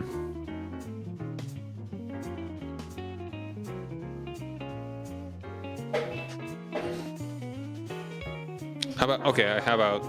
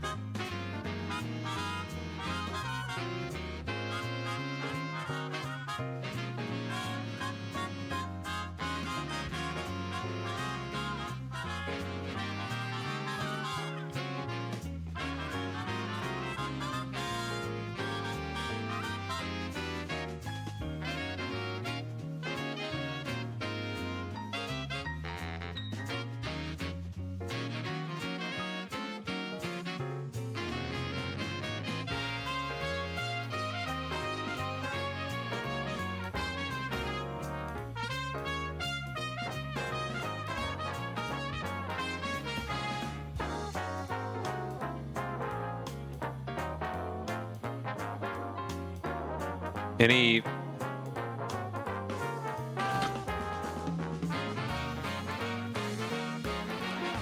Wrong...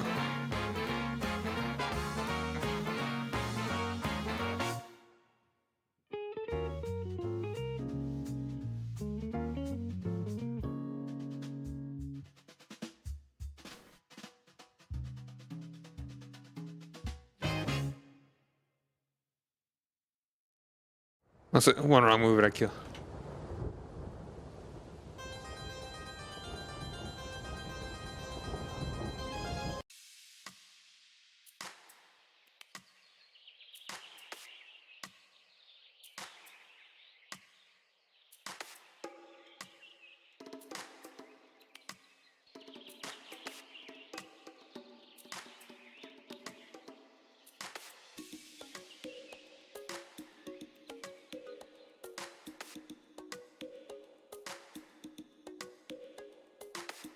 Try anything and I kill him.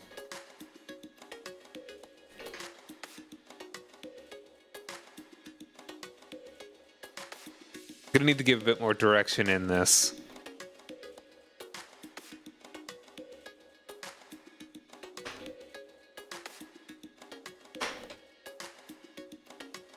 But I kind of want to just kind of write this out.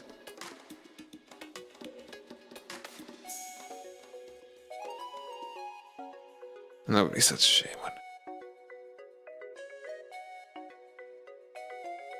That would be such a shame. That would be such a shame, wouldn't it?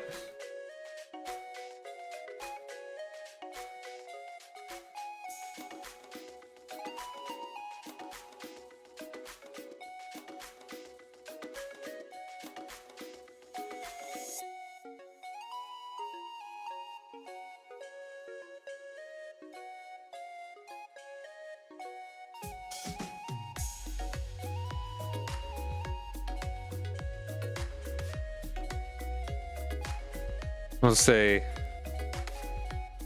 lock.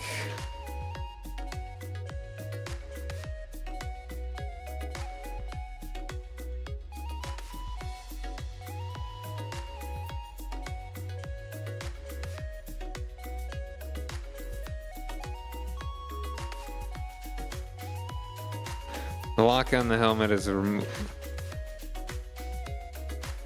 We'll keep calling it mask.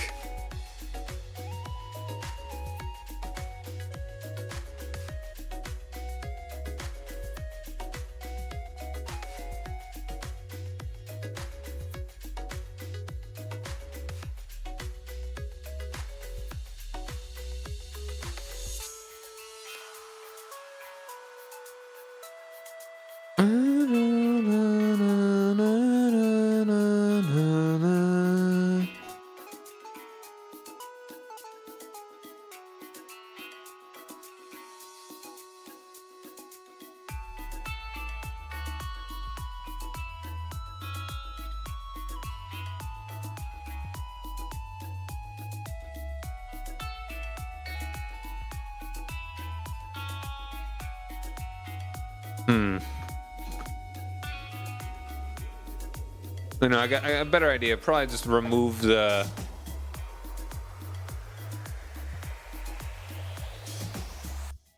I should probably have, like, there should be markings on the mask.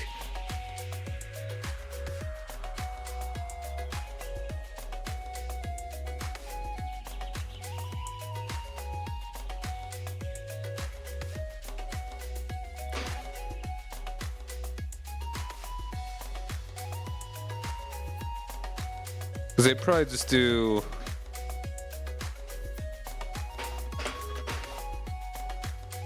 They do that on their deck.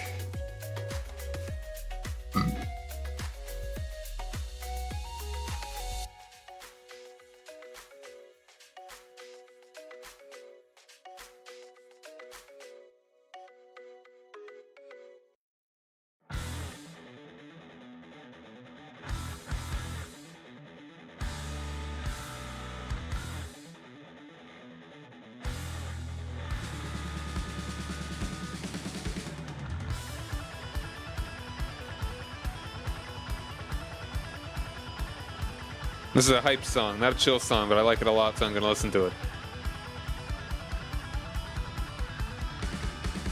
I'm gonna need to describe him a little bit, at least his hair.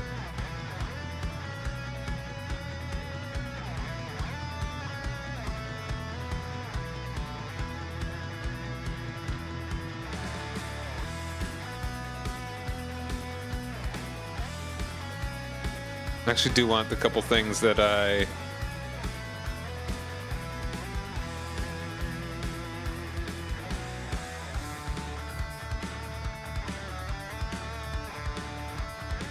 What was it? Isn't it, X? Yeah, there we go.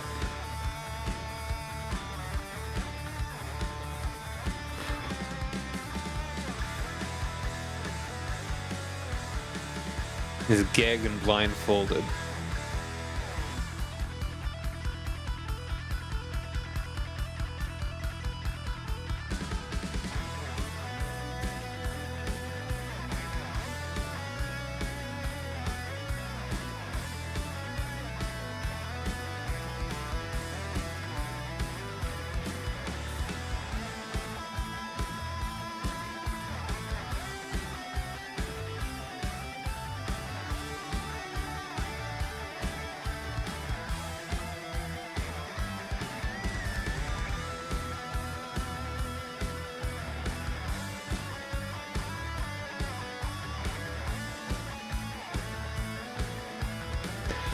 Push on and kneel.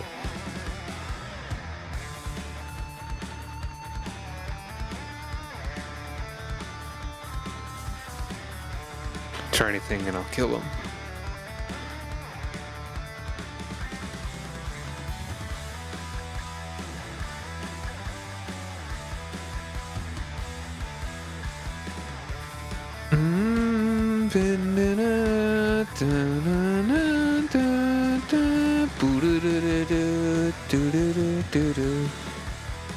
That's a better line here. It's a better line than this.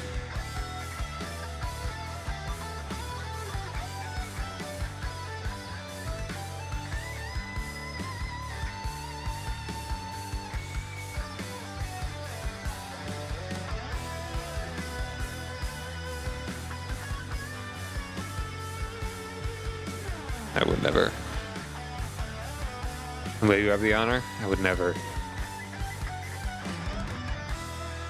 I'd never let you have the honor.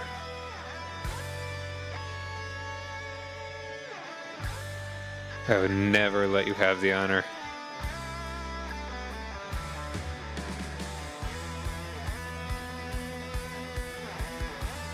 Save often, folks.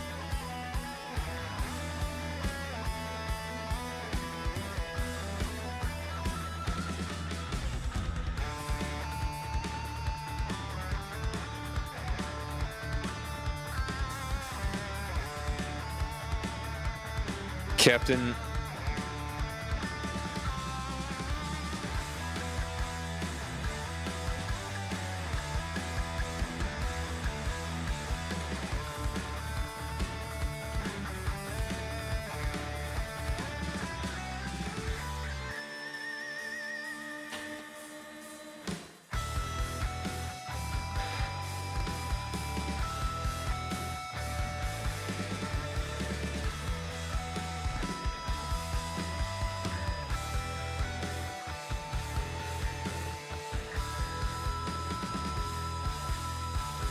I'm gonna need to see, is there a way to actually detransform like a doppelganger? Was it like a silver or something that gets rid of their transformation? Changeling? I'm gonna need to look that up. Because like if a cut from a silver blade would undo the transformation.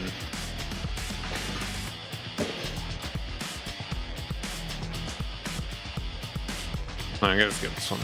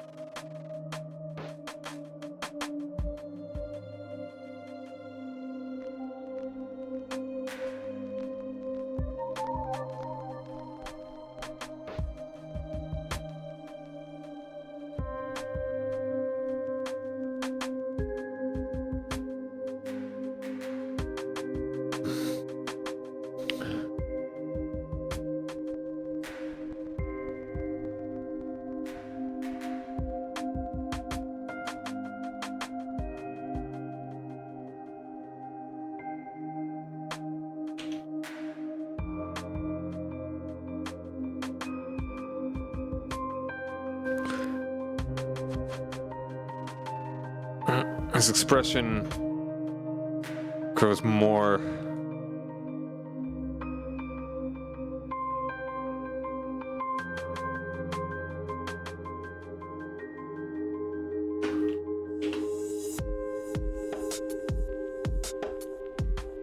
uncomfortable. Grows more and more uncomfortable.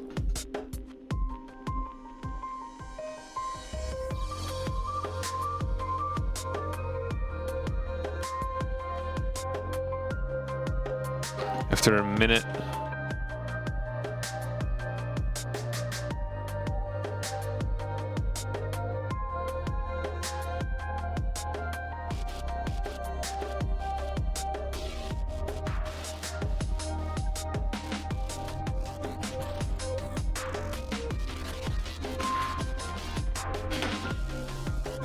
after a silent minute passes,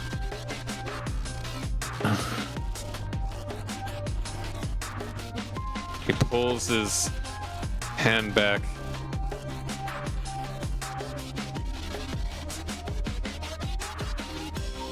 Like he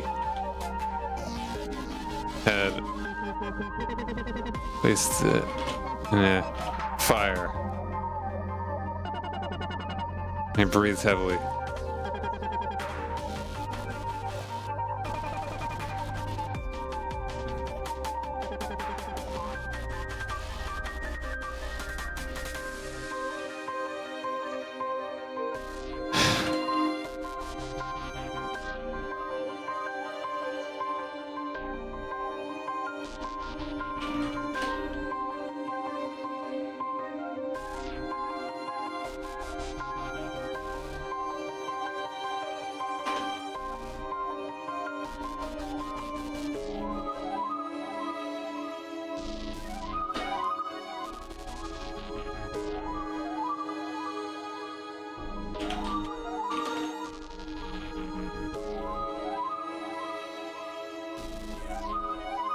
He waves to prisoners to move forward.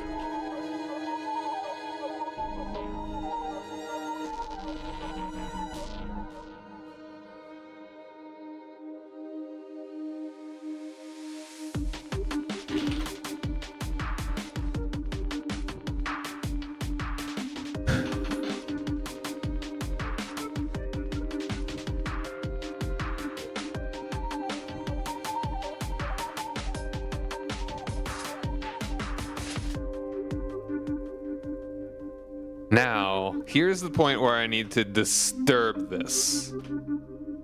So that they start fighting, and there's that chance that he could escape.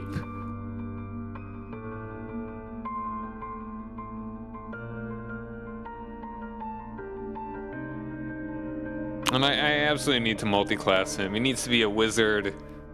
He needs to be a wizard.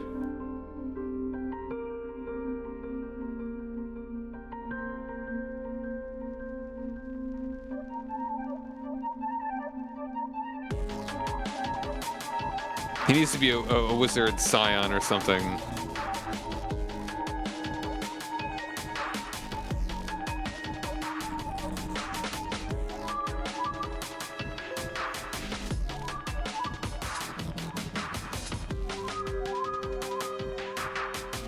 Alright, but I think I'm actually just going to go ahead and call it here. And I'm just gonna chill for the rest of the evening before going to bed.